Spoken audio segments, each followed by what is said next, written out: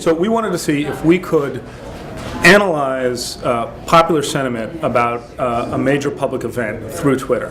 To do that, we needed an event that was going to drive a lot of traffic. The Oscars is kind of perfect for that because people are tweeting about movies and Oscar favorites all the time.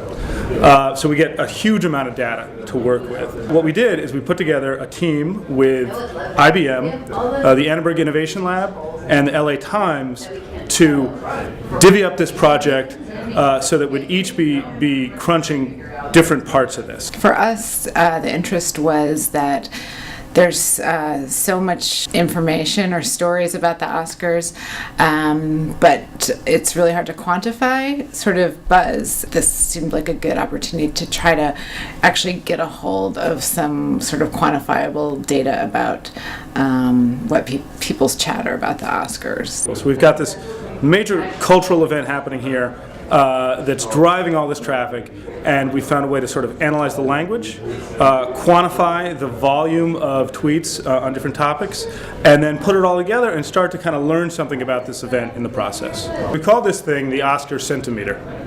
We've been, over time, gradually refining the Senti-Meter, and that's been mostly the work of USC, but also with some input from us in terms of what terms to search for, what terms to eliminate. We were when we first started capturing tweets about Hugo, the movie, we also caught a lot of tweets about Hugo Boss. My role in the process was, after all the tweets had come out, we wanted to assess the accuracy of IBM's language processing tool. My colleagues and I from Sail Lab developed the text processing software that analyzes the sentiment of the tweets. My role is to basically process all the data that's available to me. I use two different tools, one provided by the IBM and one provided by Airway using natural languages processing.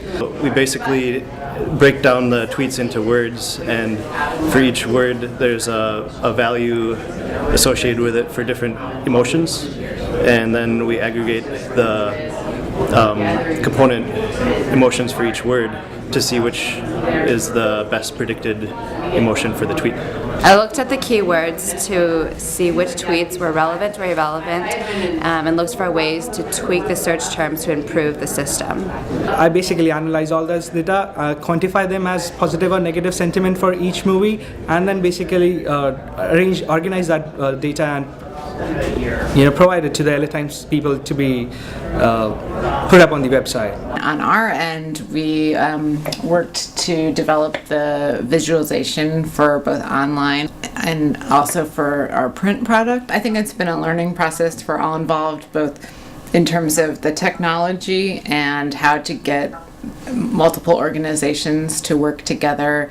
There's very different mentalities at a newspaper, an academic institution, and obviously IBM Corporation. So kind of getting all those groups on one track has been a learning experience.